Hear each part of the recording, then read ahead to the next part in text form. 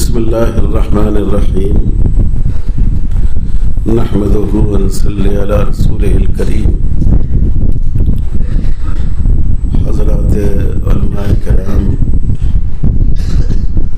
اور خاص کر ہمارے عزیز بچوں، جس دارالعلوم میں آپ حضرات اس وقت تعلیم حاصل کر رہے ہیں، میری نظر میں وہ اس شہر میں فکر دیوبند کا سب سے بڑا ترجمان ہے، اور اس لیے مجھے اس ادارے سے بڑی محبت بھی ہے اور اس کی عظمت بھی ہمارے دل میں ہے۔ اور اس ادارے کو جن بزرگ کے نام سے منسوب کیا گیا ہے، حضرت مولانا وسیع اللہ خان صاحب نور اللہ تعالی مرقدہ، وہ حضرت تھانوی رحمۃ اللہ علیہ کے بڑے جلیل القدر خلفاء میں تھے، اور میں کیا ہوں، کس لائق ہوں، ہمارے یہ دوست میرا تعارف کرا کے مجھے شرمسار کر رہے تھے، لیکن انسان سے اگر اللہ کوئی کام لیتے ہیں تو اس میں بزرگوں کی دعاؤں کا بھی بڑا اثر ہوتا ہے۔ میں اپنی طالب علمی اور فراغت کے بعد کے ابتدائی دور میں بہت کم سفر کیا کرتا تھا، سفر کرنے کی استطاعت بھی نہیں تھی، لیکن میں خاص طور پر جلال آباد گیا، حاضر ہوا حیدرآباد سے، اور چند دنوں حضرت والا کی صحبتوں میں، ان کی مجلسوں میں بیٹھا، اور مجھے محسوس ہوا کہ وہ صرف تصوفی کے مضامین بیان نہیں کرتے تھے، بلکہ شریعت کے بہت نکتہ رس شاعر تھے۔ ان کی مجلس کی ایک بات اب بھی یاد ہے کہ انہوں نے فرمایا کہ تواضع شخصیتوں کا درجہ بھی بڑھا دیتا ہے اور عمل کا درجہ بھی بڑھا دیتا ہے۔ اس میں مولانا نے مثال دی کہ دیکھو، سلام کرنا سنت ہے اور سلام کا جواب دینا واجب ہے، اور واجب کا درجہ سنت سے بڑھا ہوا ہے، جبھی تو شریعت نے اس کو ضروری قرار دیا ہے۔ لیکن سلام کے معاملے میں جو بادی بالسلام ہو، جو سلام میں پہل کرنے والا ہو، جس نے سنت سلام کو ادا کیا ہے، اس کی فضیلت زیادہ ہے سلام کا جواب دینے والے سے، کیونکہ اگرچہ سلام دینا سنت ہے اور سلام کا جواب دینا واجب ہے، لیکن جب آدمی سلام کرتا ہے، سلام میں پہل کرتا ہے، تو اس سے اس کے تواضع کا اظہار ہوتا ہے۔ تو بہت سی باتیں ان مجلسوں میں نے حضرت سے سنی، کچھ یاد رہی اور کچھ یاد نہیں رہی۔ ان دنوں میں پہلی بار میری کتاب جدید فقہی مسائل آئی تھی، اس کا حجم بھی بہت کم تھا، اور میں بھی بالکل نوجوان طالب علم کی طرح تھا، تو میں نے بہت ہی لجاجت کے ساتھ، جھجک کے ساتھ، ڈرتے ڈرتے حضرت کی خدمت میں پیش کی کتاب کہ یہ ہم نے کوشش کی ہے۔ تو میری عمر کو، میری صورت کو دیکھتے ہوئے انہوں نے دریافت فرمایا، ان کا ذہن یہ گیا کہ شاید میرے والد کی یا میرے استاذ کی کتاب ہے۔ تو حضرت نے پوچھا، یہ آپ کے والد کی کتاب ہے؟ شاید میں آواز اپنی پہنچا نہیں سکا۔ پھر پوچھا، کیا یہ آپ کے استاذ کی کتاب ہے؟ پھر جب میں نے کہا کہ نہیں حضرت، میں نے ہی کوشش کی ہے، پھر دعا دی اور کتاب اپنے ساتھ رکھ لی۔ دن پھر اس کتاب کے بارے میں فرمایا کہ آپ نے اچھی محنت کی ہے، اس میں کئی جگہ آپ نے ہمارے حضرت کی رائے بھی نقل کی ہے، لیکن آپ کی بعض رائے سے اختلاف بھی ہو سکتا ہے۔ پھر جب میں چلنے لگا وہاں سے تو میں ملاقات کے لیے گیا، کہا حضرت میرے لیے دعا فرما دیجیے۔ تو انہوں نے مجھے 10 روپے کا نوٹ دیا اور ایک بسکٹ کا ڈبہ بھی دیا، اور مسافہ کرتے ہوئے دیر تک میرا ہاتھ تھامے رہے اور بار بار فرماتے رہے، اللہ آپ کا فیض عام کر دے، اللہ آپ کا فیض تام کر دے، اللہ آپ کا فیض عام کر دے، اللہ آپ کا فیض تام کر دے۔ تو جب بھی ہم ایسا لگتا ہے جیسے ہم نے کوئی کام اچھا کیا ہو یا ہمارے کسی کام کے لوگ تحسین کرتے ہیں، تو اس میں کوئی تسنن نہیں ہے کہ وہ جملہ ہمیشہ ہمارے کان میں گونجتا رہتا ہے کہ اس میں تیری کوئی خوبی نہیں ہے۔ یہ ان بزرگوں کی دعاؤں کا اور ان کی شفقتوں کا اور ان کی توجہات کا اثر ہے۔ تو مدرسوں کی پہچان در و دیوار اور عمارتوں سے نہیں ہوتی، ویسے بھی آپ کے مدرسے کی عمارت بہت اچھی خاصی ہے۔ مدرسوں کی پہچان اس میں اس کی تعلیم سے، اس کی دعوت سے، اس کی فکر سے ہوتی ہے، اور اس کی فکری بنیادیں بہت مضبوط اور مستحکم ہیں۔ مجھے اس وقت کوئی زیادہ لمبی چوڑی بات کرنی نہیں ہے۔ آپ ہمیشہ سنتے ہوں گے علم کے لیے اخلاص نیت کی کیا اہمیت ہے، علم کے لیے جد و جہد کی کیا اہمیت ہے، وسائل علم کے لیے احترام کی کیا اہمیت ہے۔ لیکن میں ایک حقیقت آپ کے سامنے پیش کرنا چاہتا ہوں۔ ہم لوگوں نے جس دور میں پڑھا اور ہمارے اساتذہ نے جس دور میں پڑھا ہوگا، اس کے مقابلہ میں آج آپ کو زیادہ محنت اور اپنے آپ کو زیادہ تیار کرنے کی ضرورت ہے، کیونکہ ہم نے اپنی اس چھوٹی سی زندگی میں جو فراغت کے بعد کی 50 سال کی زندگی ہوگی، اس میں 3 دور دیکھے۔ جب ہم مدرسے سے باہر گئے تو 3 دور ہم نے دیکھے۔ ایک دور وہ تھا جب لوگ صرف مسئلہ پوچھتے تھے، فلاں بات پیش آ گئی، نماز ہوئی کہ نہیں ہوئی، نماز میں یہ غلطی ہو گئی، کیا سودا صاحب واجب ہوگا، ہم روزے تھے، فلاں غلطی ہو گئی، کیا روزہ ٹوٹ گیا، اور ہم مسئلہ بتا دیتے۔ اگر یاد ہوتا، نہیں یاد ہوتا تو کتاب سے دیکھ کر بتا دیتے، لوگ مطمئن ہو جاتے۔ پھر ایک دوسرا دور آیا،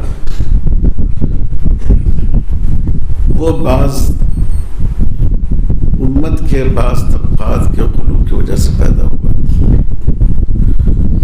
اور اس میں یہ ہوا کہ اگر آپ سے کسی نے پوچھا کہ اس سلسلے میں کیا مسئلہ ہے، آپ نے بتا دیا، آپ نے کہا عالمگیری میں لکھا ہے، درر مختار میں لکھا ہے، شامی میں لکھا ہے، تو لوگ پوچھتے ہیں کہ ٹھیک ہے، لیکن اس کے لیے قرآن و حدیث میں کیا دلیل ہے؟ آپ حدیث پیش کیجئے، شامی اور درر مختار تو حجت ہے نہیں، آپ قرآن کی آیت پیش کیجئے۔ اس کے لیے محنت کرنے کی ضرورت پیش آئی کہ جو نصوص ہیں، نصوص شرعیہ ہیں، ان پر آدمی کی گہری نظر ہونی چاہیے۔ یہ کوئی زیادہ دشوار بات نہیں تھی، کیونکہ ہمارے یہاں جو درس نظامی ہے اس میں مسائل اور دلائل، احکام اور ان احکام کے براہین دونوں کو پڑھانے کا پورا اہتمام کیا گیا ہے۔ آپ ہدایت دیکھیے، کسی مسئلے پر سارے ہدایت دلیل بیان کیے بغیر آگے نہیں بڑھتے۔ ایک رائے کی دلیل پیش کرتے ہیں خیال ہوتا ہے کہ یہ بہت صحیح رائے ہے، اور جب وہ اس رائے پر رد کرتے ہیں اور دوسری رائے پیش کرتے ہیں تو خیال ہوتا ہے کہ ہاں وہ تو واقعی غلط ہے، یہ رائے صحیح ہے۔ اتنی قوت سے اپنی بات کو پیش کرتے ہیں۔ اب یہ تیسرا دور ہے۔ اس دور میں آپ سے ایک نوجوان مسئلہ پوچھتا ہے کہ مولوی صاحب بتائیے اس کا کیا حکم ہے؟ آپ نے حکم بتا دیا، کا دلیل کیا ہے؟ دلیل یہ ہے کہ یہ بات حدیث میں آئی ہے، قرآن میں آئی ہے۔ وہ کہتا ہے کہ ٹھیک ہے قرآن و حدیث میں آئی ہے، لیکن کیوں آئی ہے؟ اللہ تعالیٰ نے ایسا حکم کیوں دیا؟ قرآن میں حدیث میں ایسا حکم کیوں دیا گیا؟ آپ نے کہا بھائی عورت کو مسجد میں نہیں آنا چاہیے، عورت مرد کی امامت نہیں کر سکتی ہے۔ کیوں نہیں کر سکتی؟ یہ تو آپ دقیانوسی آدمی ہیں، آپ انسانی مساوات کے تقاضوں کو مجروح کر رہے ہیں۔ یہ تیسرا دور ہے جس سے ہم لوگ گزر رہے ہیں، اور اس دور کی خصوصیت ہے قانون فطرت سے بغاوت۔ قرآن و حدیث جو ہے یہ فطرت کی آواز ہے۔ اللہ اور اللہ کے رسول کے جو احکام ہیں، اگر وہ حکم نبی آیا ہوتا تو ایک سلیم الفطرت انسان اس نتیجے پر پہنچتا کہ اس کو ایسے ہی ہونا چاہیے۔ لیکن اس دور میں فطرت سے بغاوت کی جاتی ہے، ایسی بغاوت کی جاتی ہے کہ جس کو زبان پر لاتے ہوئے بھی شرم محسوس ہوتی ہے۔ لیکن چونکہ آپ طلبہ ہیں اور آئندہ آپ کو عوام میں جانا ہے اور اسلام کے خلاف اٹھنے والی یورشوں کا مقابلہ کرنا ہے، آپ کو اس سے واقف ہونا ضروری ہے۔ اس وقت مغرب میں یہ سوال اٹھایا جا رہا ہے کہ صاحب یہ کیا ضرور ہے کہ ایک مرد کا نکاح عورت ہی سے ہو؟ ایک مرد کا نکاح مرد سے کیوں نہیں ہو سکتا؟ آپ کہیں گے کہ بھئی کیسا پاگل آدمی ہے، یہ بھی کچھ سوچنے اور پوچھنے کی بات ہے۔ لیکن آج دنیا میں ایسے پاگلوں کی تعداد بڑھ رہی ہے۔ یہ کیا بات ہے کہ ایک عورت عورت سے نکاح نہیں کر سکتی؟ اب ایک نئی بات آئی ہے اور بعض ملکوں میں اس پر قانون بن رہا ہے۔ جو آپ نے لادریت کا فلسفہ پڑھا ہے کہ کوئی چیز مستقل حقیقت نہیں ہوتی، آدمی کی سوچ کے اعتبار سے چیزیں ہوتی ہیں، وہ یہ ہے کہ کسی کو بھی اپنی کوئی بھی جنس لکھانے کا حق حاصل ہے۔ ایک عورت ہے اور وہ کہتی ہے کہ نہیں میں مرد ہوں، میرا شناخت میں مجھے میری جو جنس لکھو وہ مرد لکھنا ہوگا۔ اب سوچئے اپنے معاشرے میں تو لوگ سمجھیں گے کہ شاید اس کا دماغ چل گیا ہے، لیکن آج بعض ملکوں میں اس کو قانونی شکل دینے کی کوشش کی جا رہی ہے کہ یہ اہانت ہے کہ کسی کو مجبور کیا جائے کہ نہیں تم فلاں جنس سے لو۔ اس کو حق حاصل ہے کہ وہ اپنے لیے انتخاب کرے کہ میں فلاں، جیسے میں اپنا نام زید رکھ سکتا ہوں، بکر رکھ سکتا ہوں، عمر رکھ سکتا ہوں، اسی طرح کوئی لڑکا یا لڑکی اپنے لیے اس کا انتخاب کر سکتا ہے کہ میں لڑکا ہوں یا لڑکی ہوں۔ دیکھا آپ نے فطرت سے بغاوت، اللہ نے جو انسانی فطرت بنائی اس فطرت سے بغاوت۔ اور جتنے اللہ تعالیٰ کے دین دنیا میں ہیں، دین تو ہمیشہ ایک رہا، شریعتیں الگ الگ آئیں، ان تمام دین کی دعوت قانون فطرت ہی کی طرف تھی۔ جو چیزیں اسلام میں حرام ہیں، سود ہمارے یہاں حرام ہے، صرف ہمارے یہاں حرام نہیں ہے، بائبل میں بھی حرام قرار دیا گیا ہے، ہمارے ہندو بھائیوں کیا ویدوں میں بھی اس کو منع کیا گیا ہے۔ مثال کے طور پر غیر قانونی جسمانی تعلق زنا ہے، اسلام میں تو ہے ہی بہت حرام اور مذموم، لیکن دوسرے مذاہب میں بھی اس کو اسی طرح مذموم قرار دیا گیا ہے۔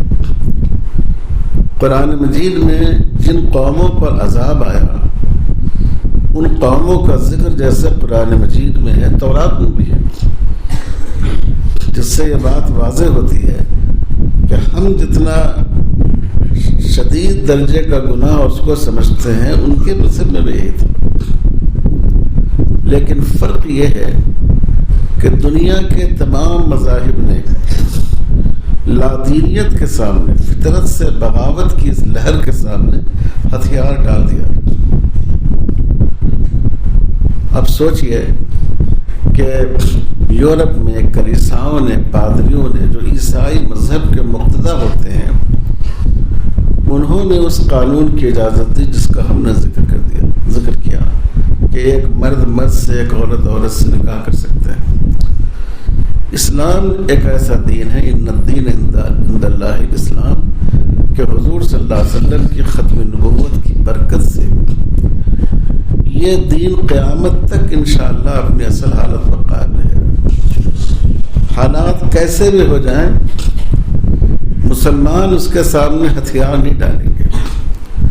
دنیا کو جو آپ سے نفرت ہے وہ اسی وجہ سے کہ سارے اہل مذاہب تو ہمارے سامنے جھک گئے، انہوں نے ہمارے فلسفے کو قبول کر لیا. یہ قوم کیوں اپنی راہ پر جمی ہوئی ہے؟ اللہ کی بات کرتی ہے، آخرت کی بات کرتی ہے، رسول کی بات کرتی ہے، اخلاقی قدروں کی بات کرتی ہے، شریعت کے قانون کی بات کرتی ہے. تو میں یہ عرض کرنا چاہ رہا ہوں کہ آپ کو اپنے علم سے لوگوں کو فائدہ اٹھانے کے لیے 3 گنا محنت کی ضرورت ہے. پہلا دور جو ہم نے بتایا اس کی بھی ضرورت ہے، آپ شریعت کے مسائل سے، قرآن و حدیث سے اچھی طرح واقف ہوں. دوسرا دور جو ہم نے بتایا اس کی بھی ضرورت ہے. آپ جو کچھ کہتے ہیں، جو عقیدہ رکھتے ہیں، جو عمل کرتے ہیں، اس کی جو شرعی دلیلیں ہیں، ان دلیلوں سے بھی آپ آگاہ ہوں، ان پر بھی آپ کی گہری نظر ہو. اور تیسرے ان احکام شریعت کے پیچھے جو علتیں اور مصلحتیں ہیں، ان سے بھی آپ واقف ہوں، تاکہ آپ لوگوں کے سامنے اللہ تعالیٰ کے دین کی حقانیت کو عقل کی ترازو میں تول کر اور فطرت کی کسوٹی پر پرکھ کر لوگوں کو سمجھا سکیں. اور ہمارے بزرگوں نے یہ کیا ہے. آپ حضرت تھانوی رحمۃ اللہ علیہ کی الانتباہات پڑھ لیجیے، بہترین کتاب. ہم اپنے یہاں تخصص کے طلباء کو بھی کہتے ہیں کہ چاہے تم کسی شعبے میں پڑھو، ہر طالب علم اس کتاب کا ضرور ایک بار گہری نظر کے ساتھ مطالعہ کرے. بہت اصولی طور پر حضرت تھانوی رحمۃ اللہ علیہ نے جو سوالات اٹھتے ہیں ان کا جواب دیا. حضرت شاہ ولی اللہ صاحب رحمۃ اللہ علیہ نے اسی مقصد کے لیے حجت اللہ البالغہ لکھی، اور حضرت تھانوی کی کتاب المصالح العقلیہ جو آج کل عقل کی روشنی، احکام اسلام عقل کی روشنی میں اس نام سے شائع ہوئی ہے، انہی کوششوں کا حصہ ہے. لیکن عزیز طلبہ، اب اس کی زیادہ ضرورت ہے، اور اس کے لیے ضرورت ہے علم کی گہرائی. جو کچھ آپ پڑھ رہے ہیں آج، جب اس میں آپ کے اندر گہرائی پیدا ہوگی، آپ قرآن مجید کے اندر ڈوب کر اس کو سمجھ سکیں گے. قرآن کے ایک ایک لفظ کی حقیقت آپ کے سامنے رہے گی، تب آپ لوگوں کو مطمئن کر سکیں گے اور ان کو ان کے سوالات کے جواب دے سکیں گے. یہ جو کام ہے جس کو قرآن مجید میں مجادلہ کہا گیا، آپ نے الفاظ الکبیر میں پڑھا ہوگا کہ حضرت شاہ صاحب نے جو قرآن مجید کے مضامین ذکر کیے ہیں ان میں ایک مضمون ہے جدل، اور پھر حضرت نے اس میں اہل کتاب کے ساتھ، مشرکین کے ساتھ سب کے الگ الگ تجزیہ کیا. مجادلہ کا مطلب یہ ہے کہ جو لوگ اسلام پر حملہ آور ہو، فکری الغار کر رہے ہیں، دلائل کے ساتھ ان کو جواب دینا. علامہ ابن تیمیہ رحمۃ اللہ علیہ نے لکھا ہے کہ قرآن نے موعظت کی صفت ذکر کی ہے حسنہ، والموعظۃ الحسنہ، اچھی نصیحت، سادہ سے غیر صفت ہے.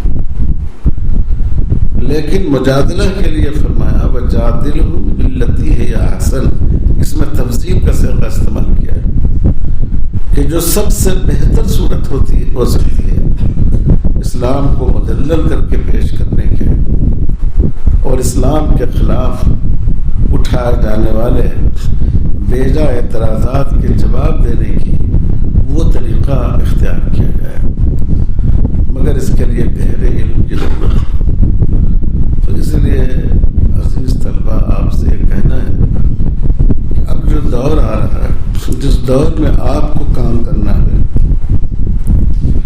اس کے لیے بہت اچھے علم کی ضرورت ہے، اس کے لیے گہرے علم کی ضرورت ہے، اس کے لیے علم کی گہرائیوں میں اترنے کی ضرورت ہے۔ تب آپ اسلام کی ترجمانی کا اور اسلام کی دعوت کا اور اس کے دفاع کا فریضہ انجام دینے کے لائق ہوں گے۔ ایک جنگ تو وہ ہے جو عالم اسلام کے بارڈروں پر سرحدوں پر ہو رہی ہے، اس جنگ سے ظاہری نقصان تو بہت زیادہ ہوتا ہے، لاکھوں انسان کی موت ہو جاتی ہے،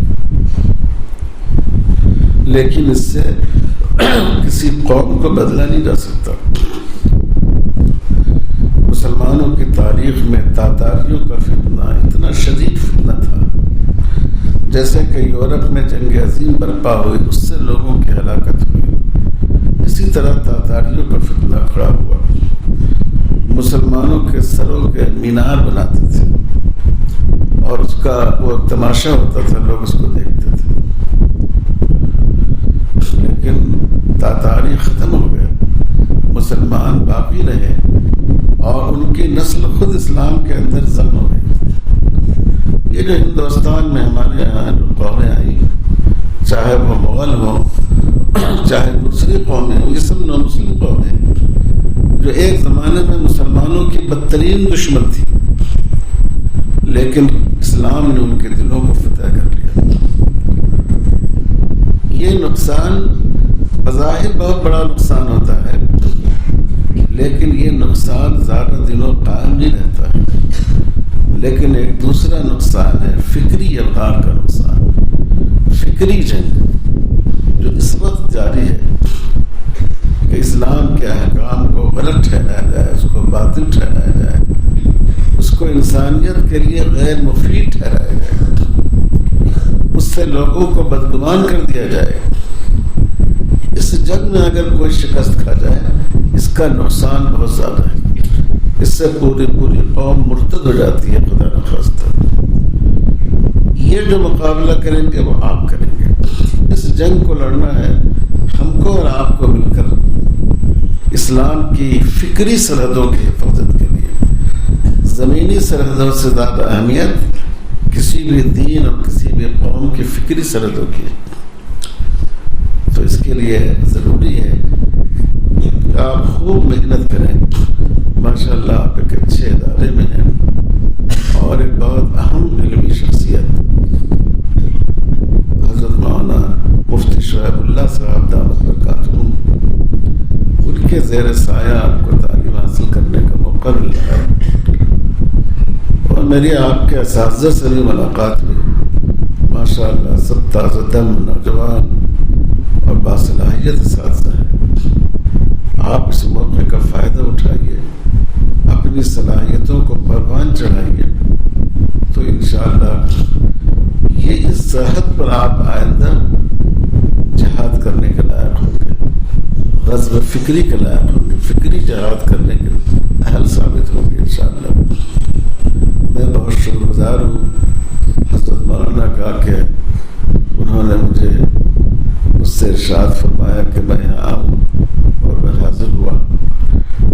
اور اس سے پہلے بھی میں اس وقت یہاں آیا تھا کہ جب یہاں ایک باغ تھے، یہ آم کے درخت تھے یا غالباً مرود کے درخت تھے، اور اسباستار شیٹ کے کچھ وہ بنے ہوئے تھے، اور اس وقت بھی مجھے اس یہاں کا ماحول بہت نورانی محسوس ہوا، بہت کھلا ہوا، بہت اچھا لگا۔ اور پھر جب اس عمارت کی تعمیر ہوئی تو اس وقت سے مجھے حاضری کا شرف حاصل ہوا۔ اللہ تعالیٰ اس ادارے